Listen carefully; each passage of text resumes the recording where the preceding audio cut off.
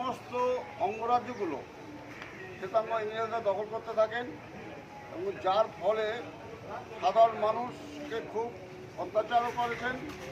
সাধারণ মানুষ তারপরে আস্তে আস্তে আন্দোলন শুরু করেন, কিন্তু সেই আন্দোলন ঠিকমতো গঠিত না হয়, সমস্ত কিছু ভেসে যায়। তারপরে ইংরেজরা ভারতবর্ষের সমস্ত মানুষের নাগরিকের প্রতি যারা একটু প্রতিবাদী আন্দোলন করছেন তাদের উপর অত্যাচার করছেন, গুলি করে মেরেছেন, কারাবরণ করেছেন, বিপার্থ দিয়েছেন, ফাঁসি দিয়েছেন।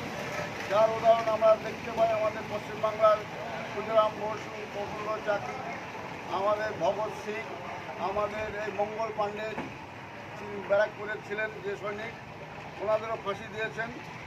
তো এই করে 1985 সালে এই আপনার 1785 সালে 1885 সালে কংগ্রেস একটা দল গঠিত হয়। সেই দলের নেতৃত্ব দিতে থাকেন আমাদের মহাত্মা গান্ধীজি।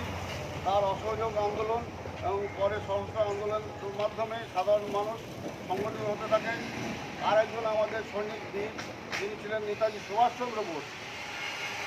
তিনি আজাদ হিন্দ ফৌজ গঠন করে সশস্ত্র আন্দোলনের ডাক দেন।